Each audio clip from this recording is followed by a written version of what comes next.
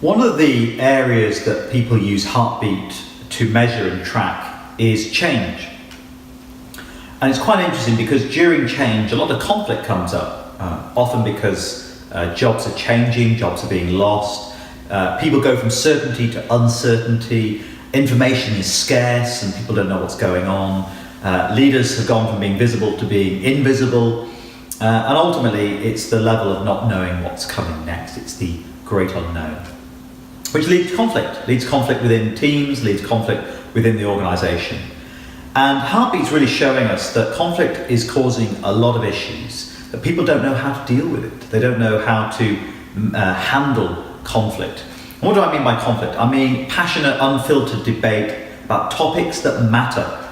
And there's nothing more important than the topic of change and why the company is changing and where it's going to. That you want people to have passionate, unfiltered debate, to be able to really wrestle with the issues that the company's facing. But as I say, Heartbeat's showing that that is not happening, that actually people are afraid of conflict, it's causing them to feel nervous, worried, upset. And this is a real issue, right? Because actually, conflict is your friend. Conflict should be a really, really good thing. Something that enables you to have the real conversation about the real issues in a real way. So we've got 3 answers that we found through Heartbeat and solutions actually and insight that has come from our clients that has really helped us share not just with those clients but with others to help enable really useful conflict. Remember what that is? Passionate, unfiltered debate about real issues. And particularly with managers in their teams, how do you have conflict around these big topics? In other words, how do you have passionate debate about these big topics in your team meetings? And there are 3 key tools. The first, before actually I talk about the tools, is to recognize that conflict is good, it's healthy, and it should be a normal part of any corporate business. Once you understand that, then here are the 3 key tools. The first is to understand your own conflict profile. In other words, how do you deal with conflict? So what we found from Heartbeat and through the survey responses is that some people say, look, they shy away from it, they don't want to have the conversation. They grew up in a household or they've been in situations before where conflict seems really bad, and so they just walk away from it. Whereas there are other people who see conflict as very negative, as a very bad thing, and because again of experiences. Or there are other people who find that they really enjoy conflict and they're really happy to have a really good shout and an argument, but again, maybe not in the right way, not in a passionate way that's about the debate, but rather it can be about personal attacks. So the first thing is to understand you and how you find conflict, because once you understand that, you'll understand what's going on inside of you and why it's causing you to feel a certain way. The second thing, once you've understood your own conflict profile, is to agree together as a team, how are we going to do conflict? What's it going to look like? Are we going to do it every team meeting? Are we going to set aside time in a team meeting? How long are we going to set aside? Are we happy to have conflict if it's a hot summer's day or whether it's really cold in the room? Because those things matter. How are you going to agree to do conflict? And really most important is the behaviours that are acceptable and unacceptable.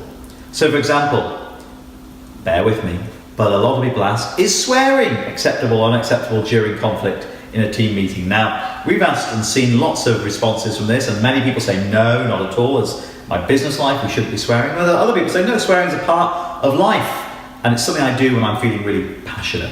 These are the kind of debates that we need to have to understand how are we as a team going to agree how to have conflict. Because if we don't and we haven't agreed, then you know what happens. People fall out over how you're having the conflict rather than the issue itself. Finally, once you know yourself and you've understood how you deal with conflict, once you've agreed as a team what's acceptable and unacceptable in terms of behaviours, then the third thing to do is to make sure that you're actually debating the topic, not other issues. So for example, what do I mean by that? Well, sometimes you could find yourself not really having the debate, the passion debate, because it's about hierarchy. There's someone in the room with a senior badge, and so everyone's not feeling able to really have the debate. Or it could be that not everyone has the information. And so some people have got certain amounts of information and some people have got other amounts of information. And that causes a problem because it means you're not able to have the real debate because not everyone's on the same page. I think you get the point I'm making. Why is this important? Because this came up as a real issue, conflict and how you deal with conflict, during change, and it caused people to feel very negatively, very cynically, very kind of almost depressed, not clinically depressed, but depressed and worried and anxious at work when it came to dealing with conflict, dealing with the debate, and being able to have the passionate debate at work. And so, as I say, for us, getting that insight through Heartbeat has been able to also help us think about how to resolve those issues. And if you want to get more information, look up also Patrick Lencioni. I'm a real fan of his. He's done some great work in this space around dealing with conflict.